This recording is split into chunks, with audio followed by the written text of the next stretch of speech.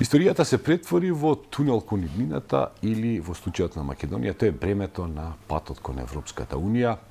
Односите помеѓу Бугарија и Македонија како никогаш да не биле полоши, а зашто е тоа така? Во студиото имаме историчар тоа да ни го објасни. Митко Панов е тука со нас, истакнат македонски историчар. На почетокот една мала игресија. Дали вие како историчар некогаш ще може да предпоставите дека вашата професија до толку ќе стане популарна и дека ние новинарите постојано ќе ве бараме за гостување, за некакво мислење по телефон? Дали некогаш сте го предпоставили? Најпрво им благодарам за поканата. Секако. Интересно прашање. Јас неколку пати сум го поставил вака во нека неформален разговор со новинарите, бидејќи историчарите во Република Македонија не се само нели за македонско-бугарските, но македонско-грчките прашања, туку напротив работат и во други сегменти на промоција на културно-историското наследство на државата, на промоција на различни аспекти од цивилизацијското наследство, вклучително организација на симпозиуми, научни средби. Мислам дека зборувам за од меѓународна природа и мислам дека тоа е начинот како треба да се приближуваат народите помеѓу себе, односно како да ги надминуваат, условно кажано, разликите, бидејќи тие разлики нема да се надминат никогаш, затоа што секоја нација небитни предпоставувам. Па не, меѓутоа секоја нација има право на своја национален наратив, на своји митови, така што илузорно е некоја друга држава или друга нација да бара промена, односно усогласување на таа меморија на... Тоа ни една држава во свет го нема, значи нема усогласени истории, национални истории. Апсолутно. Така што тоа, мислам дека никогаш не би требало да се случува, меѓутоа ние сме исклучок. Јас да бидам искрен, допред да почне овој бугарски спор, не познавав лично ни еден историчар, сега ги знам многу. Навистина, интересни луѓе сте, одлични соговорници и јас уживам кога имам прилика да разговарам со вас или со вашите колеги. Хајде да одиме поред. Во сабота на гробот на Гоце Делчев во Скопје во црквата Свети Спас се подготвува заедничко чествување по повод неговиот роден ден. Сега, дали е во ред воопшто се чествува на заеднички се чествува кога едната страна ја негира другата страна и притоа нели да се одржи сепак тој настан? Па видете, тука имаме, според мен имаме две димензии. Едното е политичката и другата е, како што кажавте, нели, она научната, условно кажана, или традицијата која што постои во македонскиот народ или македонската држава. Ако зборуваме од аспект на политика, секоја политичка гарнитура, секоја државно раководство ја спроведува истата и тоа го гледаме последниве неколку години, каде што се форсира една тенденција да се заеднички прославуваат одредени личности, меѓутоа не случајни личности, туку селектирани и тоа исклучиво поврзани со Македонија. Така што тука јас не би навлегувал во политичката димензија, тоа секоја политичка елита треба самата да процени дали го прави вистинскиот чек. Од аспект на историчар или од аспект на традициите на македонската држава и македонскиот народ, сметам дека начинот на кој што ова, како што го рековте, условено заедничко чествување или вештачко наметнато нема да фати корен, туку е едноставно не кореспондира ниту со меморијата на македонскиот народ, ниту со традициите. Така што секој има право да си чествува свој, да речеме условно кажано, херој, меѓутоа македонскиот народ, Гоце Делчев е всушност символот на самостојноста, борбата за државност и непокор, така што неслучајно биографот на Гоце Делчев го констатира тоа дека тој е најблискиот, најверниот пријател, син на македонскиот народ. Во таа смисла зборуваме сега за период кога тој делувал и исто така се констатира дека всушност македонскиот народ во него гледал верба, му верувал во се, барал прашања символот на борбата. Символот на борбата и всушност начинот на кој што сега тоа се бара, тој да се врами во некаква заедничка историја, е ништо друго туку обид да се реализира тие агенди од 19. век во продолжение на говориме за Бугарија. тие агенди. Си дека прочитав еден податок, сега знаете на социјалните мрежи секој објавува, секој постира, секакви работи се. Та нешто е точно, нешто не е точно.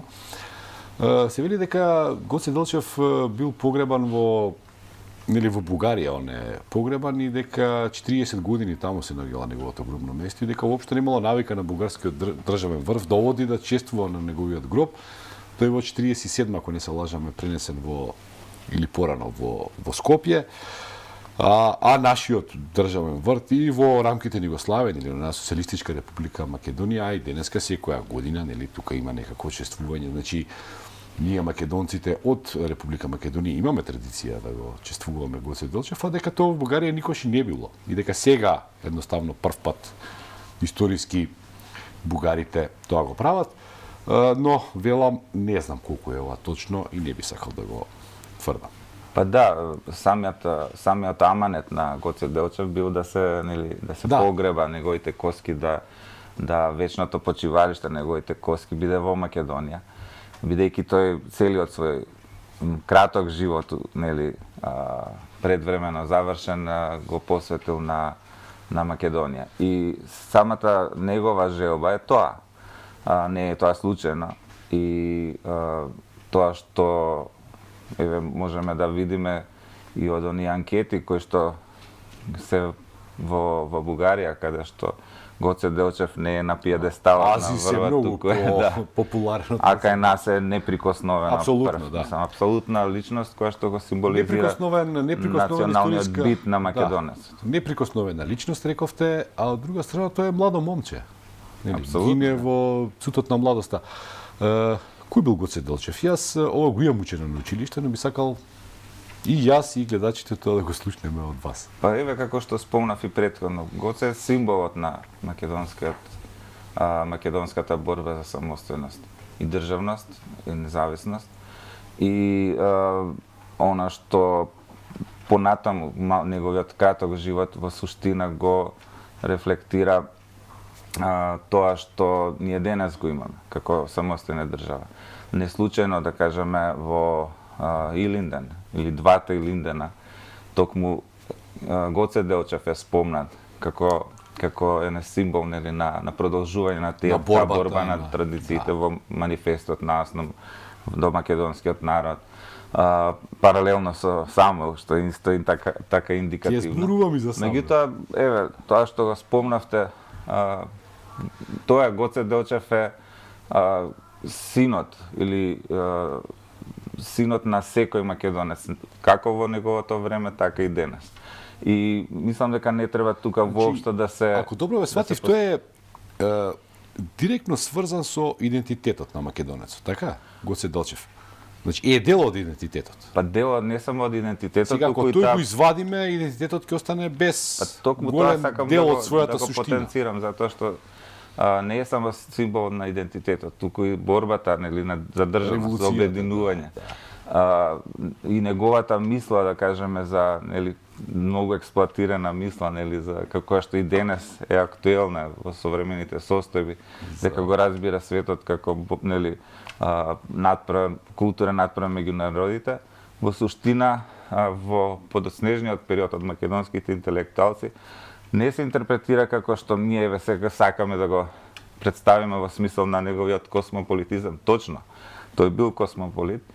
Меѓутоа, од друга страна, неговата мисла во суштина требало да го акцентира фактот дека и македонскиот народ треба рамноправно да биде третиран како што и тој ги третира рамноправно другите. Односно, тоа е многу јака порака која што постојано треба да се истакнува и во рамките на преговорите со Европската унија, односно да се истакнуваат тие вредности. И јас сметам дека Република Македонија е должна да му се одолжи на Гоце Делчев со самото тоа што ќе ги почитува тие начела кои што тој ги има поставено, а кои што сега од X причини или политички се обидуваат да се реинтерпретираат, да се злоупотребат, тоа апсолутно не кореспондира со идејата и со мисијата на Гоце Делчев. Да беше жив Гоце, веројатно ќе окажеш истото. Во 19 век, нели, тој барал, како што вие велите, македонците да добијат еднаков третман, веројатно истото важи за македонците во Република Македонија би барал еднаков третман. Апсолутно. Да. Сега има таму бугарските факти, бугарската историографија се застава на тоа дека тој учил во бугарско училиште, работел во Министерството за образование на Бугарија како даскал, учител, нели? И дека тоа се фактите кои се неоспорни за тој да биде прогласен за бугарин. Па, видете, или па нема кај на друго место да учи. Па, добро, тие се многу лесно, нели, од аспект на една научна димензија или аспект на самата логика, лесно може да се негираат, односно да се интерпретираат во согласно со времето во кое што делува Гоце Делчев. Така што тоа е апсолвирано прашање и мислам дека никој не треба воопшто да го третира, односно дали тој бил бугарин. Ама тоа се фактите кои денеска се... Ма не се факти, тоа се едноставно интерпретации. Не, интерпретации. Затоа изборувам дека тоа се лажни, како да кажам, вештачко наметнување на преиспитување на македонската историја, а со самото тоа преиспитување на идентитетот на македонецот во современа смисла. Односно, во најмала рака, според сите овие агенди кои што ги гледаме преточени во билатерални протоколи во договорот со Бугарија, тенденцијата е да се представи како бугарин, што не е точно, мислам, ја знаеме неговата мисија апсолутно и неговата определба. Туку во најмала рака да се доведе во контекст на таа, како што реков, заедничка историја, односно да се покаже дека македонскиот народ воопшто немал национални херои.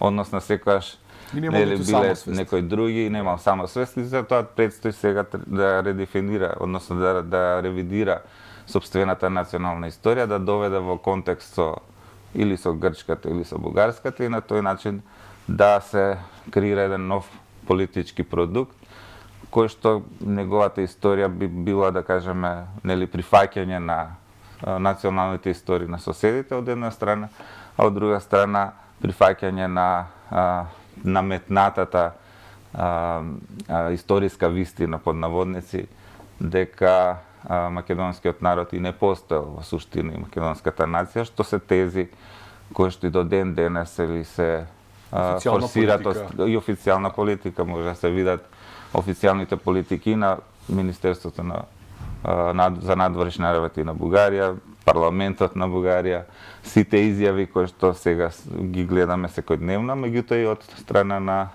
Грчкото Министерство за надворешни работи, кој што на самиот сајт јасно констатира дека не постоела македонска нација, туку е вештачки конструкт на Титова Југославија. Добро, имаме колку? Така што историјата не е соседи, двајцата ни се така. Историјата не е случајно позиционирана централно во двата договори и со Грција и со Бугарија.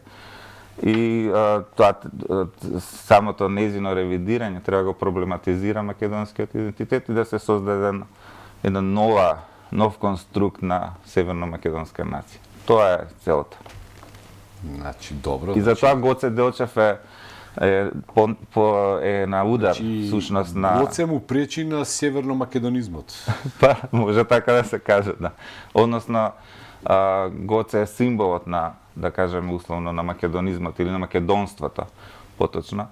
И од тие причини е целата, нели, сега настојување да да тој или заеднички се слави. Па не само Гоце Делчев, гледаме дека сите личности ќе кои ги што се спомнеме и асоцирани другите, со има Македонија подготвено треба да им се даде некој нов контекст, а со тоа да се покаже дека всушност македонската нација е измислена со Тито и Југославија вештачки врз основа на некаква конструирана нова историја, заснована нели на, како што велат, фалсификати, што современата наука апсолутно го негира. Зборувам од аспект на тоа дека и овие сите настојувања за ревидирање на националната историја се во колизија со правото на секоја нација да си негува своја меморија. Може да замислите, Гоце Делчев не е од пред не знам колку време, тоа се неколку генерации наназад. Тоа значи дека моите дедовци, прадедовци не биле тоа што биле, односно не ме воспитувале во тој дух како што биле нивните претходни. Мислам, едноставно илузорно е ова прашање, мислам дека не треба воопшто да се преговара за ваков тип на прашање, односно треба, како што кажав, да се употреба девизата на Гоце и на тој начин да делуваме. Културен, научен надпревар, да се надпреваруваме со размена на идеи, с противставување на идеи, а не со наметнување преку политиката и на одредени... Ги спомнавме ултиматумите за една друга држава, но и Македонија очигледно е исправена пред некои такви предизвици. Ајде да патуваме до средниот век. Старословенскиот јазик бугарите го нарекуваат старобугарски. Бугари се Кирил и Методи, како и Климент и Наум. Дали за ова нивно тврдење постои научна основа? Колку што јас знам, сите други словенски земји тоа го негираат. Па да, повторно доаѓаме до она што го зборував и за Гоце Делчев. Дека науката има поинаква методологија, да кажеме. И науката не сме да биде ставена во служба на политика, нити да се врами во некакви политички договори. И затоа сметам дека комисијата за историски образовни прашања ги надмина својот мандат. Таа требаше да разговара, да дискутира за одредени прашања. Никој нема проблем со тоа. Ние дискутираме со западни, со сите можни колеги кои на симпозиуми ги промовираме најновите истражувања, бидејќи науката е развојна категорија, не можеме да зборуваме дека нели тоа е една догма, вечна вистина. И дека е нешто завршено. Меѓутоа, националната историја е друга категорија. Така што сметам дека оваквите тези апсолутно не кореспондираат со современиот научен пристап, особено што ниту еден извор во време на Кирил и Методи не зборува за постоење на бугарски јазик. Напротив, житијата на Кирил и Методи, кои што се составени од нивните ученици, зборуваат за наш јазик, за словенски јазик. Да, и впрочем те го шират, нели писменоста шират во голем број на словенски земји, не е тоа само. Меѓутоа се оди до таа крајност во бугарската историографија, што меѓу другото е валоризирано и од Бугарската академија за науки во неколку публикации во последно време, со цел да му се даде бугарски карактер и на јазикот на Кирил и Методи, на словенскиот јазик, и на самите Кирил и Методи и Климент и Наум. Се вели дека бугарските, така наречени бугарски словени, биле присутни во Македонија уште од 7 век и дека всушност Солун бил бугарски град. Сега тоа е прашање кое што мислам дека никој во светот не може да го прифати, зборуваме сериозен научник. Меѓутоа, еве, такви тези се пласират и тие треба да се рефлектираат и во нашиот научен амбиент преку Комисијата за историски образовни прашања, особено што самата комисија во препораките и даде исклучиво бугарски контекст на мисијата на Кирил и Методи, не спомнувајќи нивната дејност во Македонија, дека се родени во Македонија, што се исклучува целосно македонскиот контекст, а се дава исклучиво бугарскиот поглед на... Да. Сега имав едно посебно прашање за комисијата кој го мислев на крај да го кажам, но еве бидејќи вие ја ја потенцирате незината улога. Па Фере да прашам дали воопшто требаше да се формира такво нешто? Дали можеби вашите колеги погрешија што станаа дел од... Па јас не би ли влегувал во мислам дека имаме тука два аспекти. Едниот е мислам во секој случај се политички аспекти, самото формирање на не требаше да се меша тоа. Па не, апсолутно не, затоа што особено што со билатералните протоколи, бидејќи договорот со Бугарија не му дава мандат на комисијата да го прави ова што го прави, и тоа се коригираше со билатералниот протокол, двата билатерални протоколи кои што станат дел од преговарачкиот процес и кои што сега гледаме како во иднина ќе се злоупотребува, условно кажано, бидејќи видовме и инцидентите кои што се случиле во Охрид, веднаш се користат за реактуализирање на ветото, па замислете, тоа и не е некако санкционирано.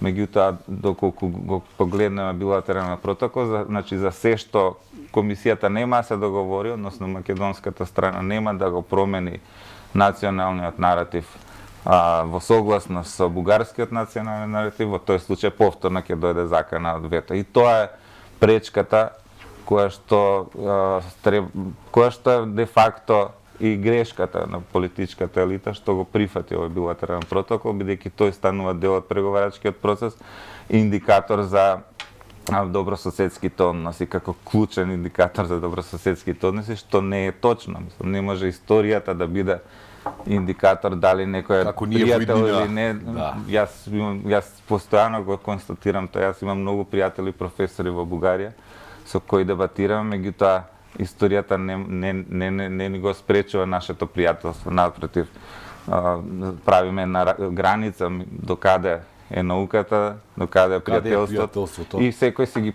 го почитува ставот на другиот. Дебатирањето е природна Германија и Франција имаат Полска и Германија, ама тоа не ги спречува тие да напредуваат економски и во секој друг аспект, а имаат некакви мешани комисии кои под закрила на УНЕСКО, на такви некои организации функционираат и тука се размезнуваат, нели?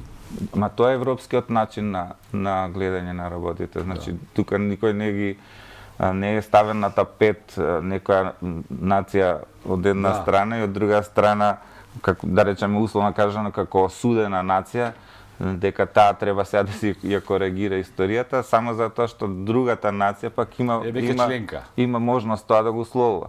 Значи, јас постојано го зборам тоа, Македонија мора, или државното раководство, било кое, да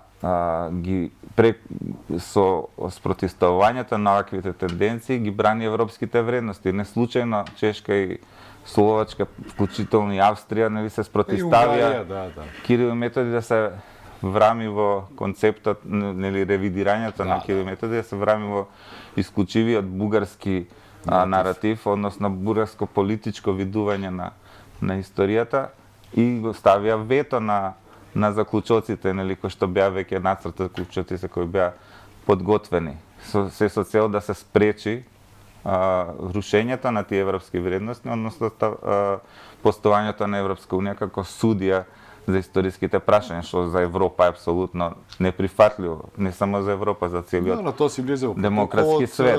Тоа што ние го договоривме со Бугарија, тоа е сега го преговараме со Европската комисија и тоа е завршена работа. Па да, за тоа Европската унија рече, ако вие се договорите, тогаш ние ќе го прифатиме. Значи, тие не го наметна билатералниот протокол или така наречениот француски предлог, туку рекоа, еве ви, ако вие го прифатите, тогаш ние немаме проблем. Имаше коментари, ако ова не го прифатите, нема да дојде ништо подобро и така натака. Па добро, ама тоа е веќе дипломатската, меѓутоа топката беше префрлена на Македонија и Македонија си самата постојано ни била доста велите во минатото, самата си ги прифати тоа беше петокот тако, минато е, да. Па да, само ги прифати. Условот за уставни промени наметнат од страна која што не ја признава другата страна. Точно.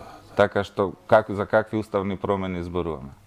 Ако не ја признава страната од која што треба да ги направи тие уставни промени, а тенденцијата е јасна, преку историјата да се покаже дека не постои македонскиот народ, бидејќи ако не постои малцинство македонско во Бугарија, не постои ни народ, бидејќи не може народ да биде врамен само во одредени граници. Тоа е вештачка категорија сама по себе и политичките договори водат кон тоа. Затоа и Бугарија цело време инсистираше и да се даде толкување на новото име Северна Македонија, да не му се исклучи географскиот карактер, да се стави дека е тоа исклучива политичка категорија произлезена од Преспанскиот договор, што значи дека се оди кон тоа да се врами македонскиот јазик, македонскиот народ, бидејќи македонска нација со Преспанскиот договор не постои, да се врами како вештачки, продукт во постојните граници на државата, дека нема на друго место воопшто нити македонски јазик, нити македонска нација. И тоа е целта. А за да се постигне таа цел, мора да се ревидира историјата. Бидејќи ако имате историја од традиција од средновековието или од антика, не е битно, тогаш значи имате традиција, значи не сте сегашен продукт. И тоа е целта. Значи да се смени меморијата, историјата, и тоа со Гоце Делчев буквално е најголемиот удар да македонската нација и не постои веќе. Неголемиот дел од европските модерни нации своето потекло го базираат на средниот век, помалку на антиката. И сега ние доаѓаме до цар Самуил. Каков е тој цар, македонски или бугарски? Тоа е повторно важна дилема, поставена. Тоа е, јас имам објавена книга и написи сега во последно време во странство, во кое што ги критикувам, како да кажам, пристапам сосема од еден поинаков аспект, односно се обидувам да ги деконструирам сите овие дилеми кои што вие ги поставувате, тоа се во суштина интерпретации, модерни интерпретации. Да се изјавам, ние новинарите не сме многу паметни, ние само прашуваме. Тоа е многу добри дека се паметни прашањата. Да, во таа смисла го зборам, бидејќи овие прашања се исклучиво интерпретација.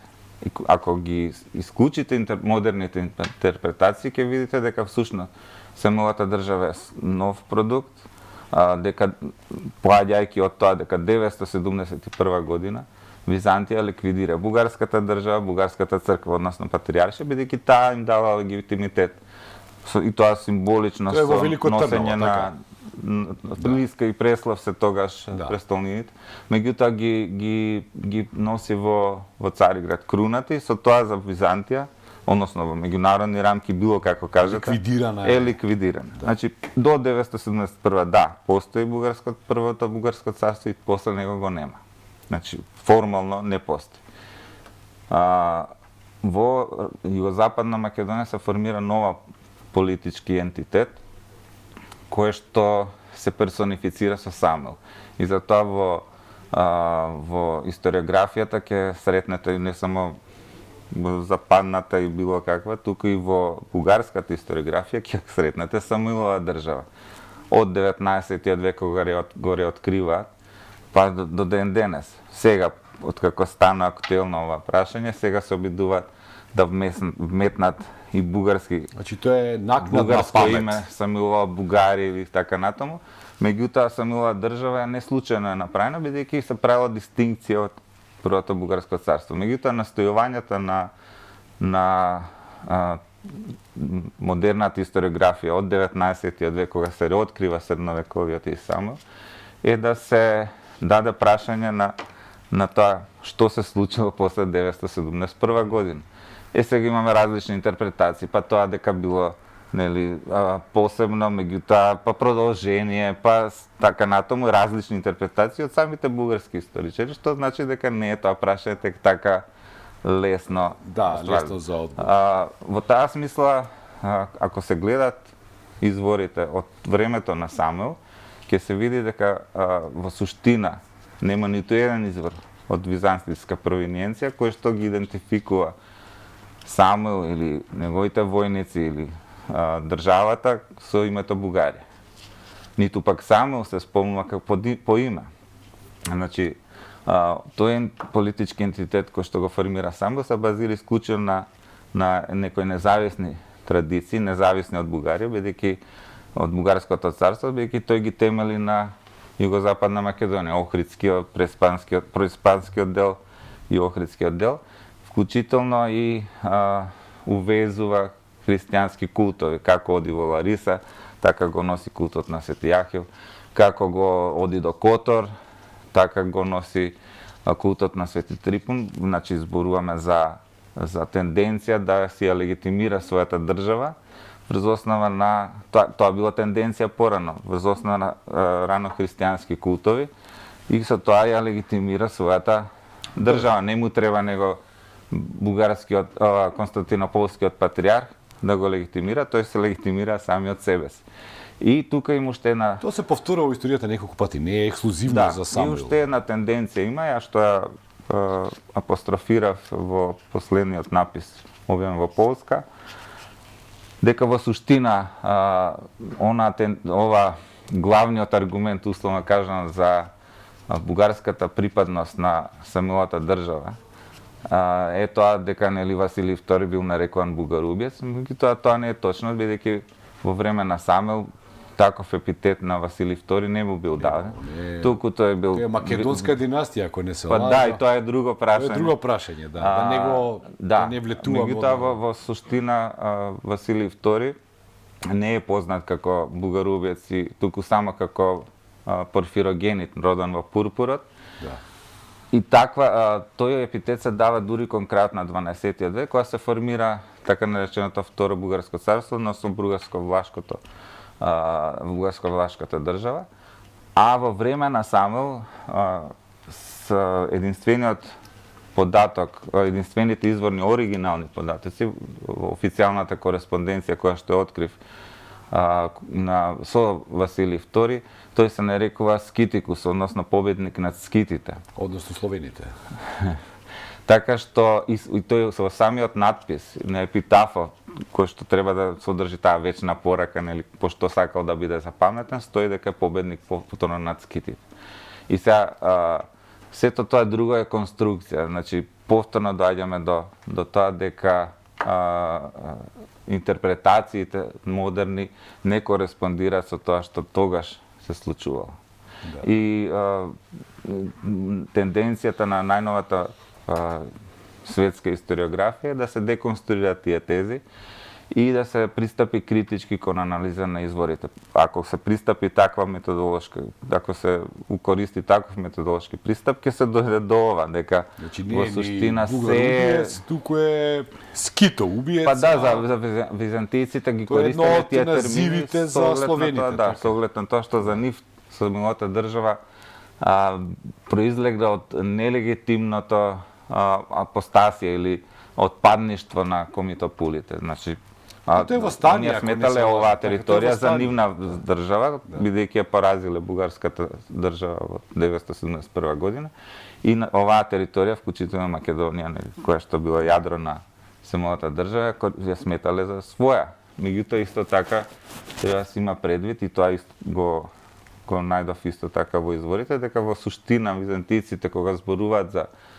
нападот на Самуил, велат дека тој ги загрозил или ги нападнал македонските земји или земјите на македонците, што поставило, а од друга страна се вели дека тој самиот ја го потпалил западот македонската земја, што дава друга димензија, која што понатаму планирам да ја развивам по контекст на тоа с која е таа македонска земја, кои се тоа македонци кои што ги зборува лично глав Ѓакон, кој што е личен сведок на војните походи на Василий II. Така што многу работи ако ги гледаме критички и аналитични, ќе може да дадат една друга слика сосема на она што се пласира и како историска вистина и кој што треба да се имплементира преку договорот за пријателство и добрососедство. Особено што во 19. век Самуил во Бугарија бил комплетно заборавен. И под влијание на Русија, Русија нели имавте на почетокот, се создава и се креира наратив за потребите на бугарската држава и од таму влече корени сето ова што сега нас ни се пласира како вистина. Добро, значи колку и нас да ни изгледа тоа, нели, розево и интересно тоа Самуилово царство, тоа е сепак краток период од историјата. Релативно по кратко време Византија, нели, успеа по битката на Беласица, кратко по битката на Беласица да ја освои Македонија. И, нели, во наредните векови тоа е византиска држава, потоа се јавуваат српските средновековни владеачи и немаме тука сега никаква бугарска заедничка историја, се до турските османлиски освојувања. Така? Нема. Не би можело во рамките на Второто бугарско царство, нели, има дел, поголем дел од Македонија освоен, меѓутоа исто така тоа е кратко и Константин Тих, така. Да, фактички татко е Немањич, ако не се лажам. Сепак така да тоа е веќе други да не навлегуваме, да. Добро, значи тоа завршува, тоа е среден век, тука и нациите не се во денесна смисла на зборот конструирани така, сепак се гледа на владеачот како на феудалец, како на носител на суверенот, нели, не е нацијата и народот, туку сепак е владателот. И се доаѓаме до некој прашање сега предмет на ревидирање од страна на познавачите на историјата на Византија, односно историјата на Римската империја или Источно-Римската империја, бидејќи Византија конструиран термин. Апсолутно, 19 векове. Исто како што и византиците. Така што и тоа сега подлежи на реконструкција. Па да, затоа што има многу најнови сознанија, најнова литература. Еден од врвните познавачи на византологијата е Ентони Калделис, кој што е професор во Америка, со потекло од Грција, а кој што прави, да кажеме, комплетна промена на перцепцијата во однос, како што спомнав и претходно, значи критичката анализа на изворите, смета дека римјаните се единствена нација која што им бил одземен идентитетот, бидејќи вештачки е конструиран терминот Византија и така натаму. И тој вели дека сите во време на Римската империја, нели Византија ние што ја знаеме, и дека постаат сите компоненти на нација. На нација. И предстои, бидејќи јас го поканив тука, да. Не, мислам, тоа е доминантно гледиште. Дефинитивно сакам да кажам дека има и други тенденции кои што можеби во иднина ќе ги сменат овие представи. Успеам јас да го запознам. Беше тука на Денови на Јустинијан, имаше пленарно предавање за идентитетот во Византија, беше навистина и повторно доаѓам до тоа дека новинарите имаме ние врвни луѓе кои што тука доаѓаат предаваат, меѓутоа не се интересираат за тоа. Значи мене мометот ми беше дека еве новие простори имало и други, нели, и туги војски, и туѓа историја, и друга историја, и така натака, нели, нешто што не е во кореспонденција со модерната македонска историографија или е дел од тоа. Но бугарите не бараат српска, грчка, византиска, турска историја, туку само македонската е бараат. А ова е како вовет во она што спомнавте преска, нели, руското влијание, односно формирањето на сонот за Састефанска Бугарија, кога што Бугарија, ако не се лажам, треба да излегува на 4 мориња и да зазема еден огромен дел, значи поголемиот дел од јужниот Балкан треба да го зазема и Тракија и така натака. Но тие денеска само Македонија. Значи не ја оспоруваат, не го оспоруваат Косово, Јужна Србија, Северна Грција, не знам, делови на Тракија во Турција и така натака, Добруџа северна во Романија. Не тоа е друго прашање за Добруџа, кое што исто така има историографски димензија, меѓутоа не беше пречка за да влезат во Европска унија и Романија и Бугарија, бидејќи уште го има тој проблем историографски околу историскиот димензија на Добруџа. Да. Зборуваме од средниот век.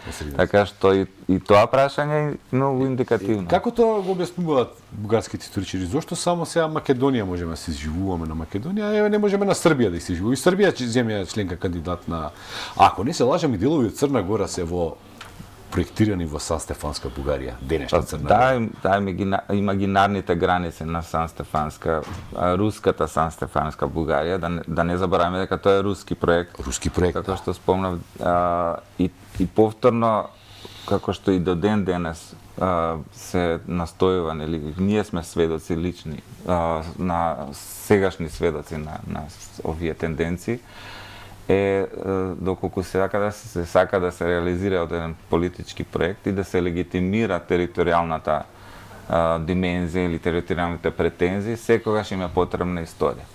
Историја за да се легитимира правото на таа територија.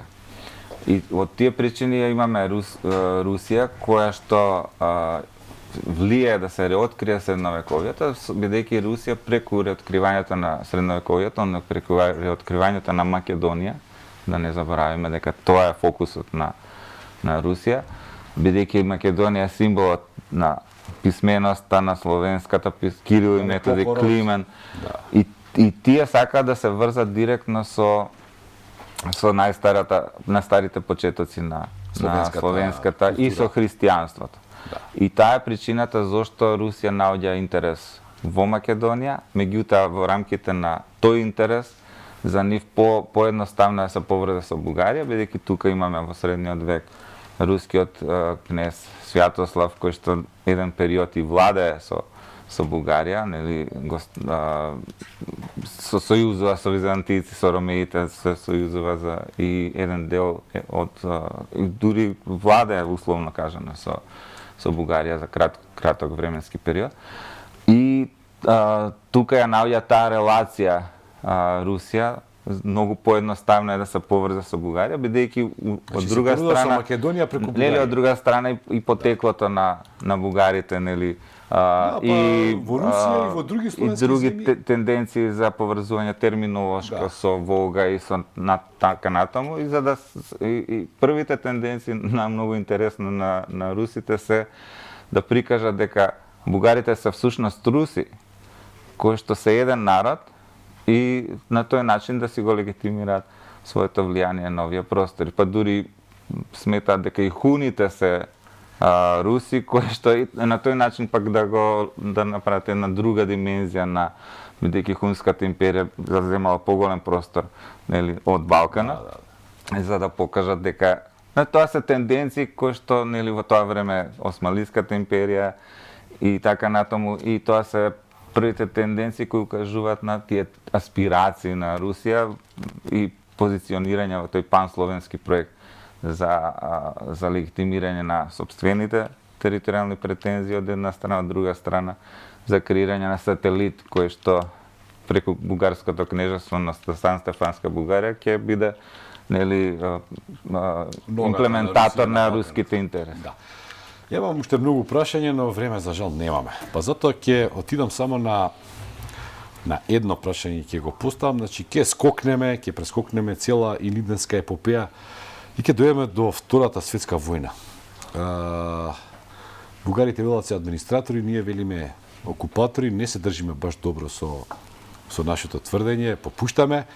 И еве сега најнова вест беше дека ќе следува некаква реконструкција на спомениците од народно-ослободителната борба. Дали имаме право да ги газиме мемориите од партизаните и од борбата? Па, како што спомнав, апсолутно нема, никој нема право. Имало такви тенденции за, условно кажано, бришање на меморијата, и во римскиот период. Таков, тоа било тенденција да се осуди некој човек и комплетно да се избрише од... Да му се избриши името од... Меморијата за него, не само името, меморијата. Меѓутоа тоа било направено од политички побуди, бидејќи не кореспондирало со, да кажеме, на политиката на тогашната Римска империја, односно тие што ја владеат. Од тој аспект, меѓутоа, тоа пак сега се зема како пример како не треба, нели? Така што секој што ќе се обиде, нели, да брише меморијата, нема да успее едноставно, туку ќе биде подложен утре во некое догледно време во историјата како некој кој што бил во негативна Историјата ќе му конотација. суди. Па да, во суштина, бидејќи немаме таков пример. Има примери сега кои што се рушат споменици нели во Украина и така натаму. Меѓутоа тоа има сосема друга димензија. Тоа е рушење на некаков нели ослободување од некаква влијание или дистанцирање од некоја држава. Кај нас треба да се дистанцираме самите од себе, односно од самата наша потекла. Да се ослободиме и да прогласиме тие што биле окупатори за ослободувачи или администратори, да не бараме реципроцитет во смисла на... Може би тоа што го рековте дека Гоце Делчев му пречи на северно-македонизмот, бидејќи е символ на македонизмот, може би е одговорот и за спомениците. Мене е многу жал што немаме повеќе време, новите гости се тука, ама тоа не значи дека наскоро нема пак да ви се јавам, да ве викнам и да поразговараме, а веројатно поводи ќе има многу. Благодарам уште еднаш за покана. Благодарам.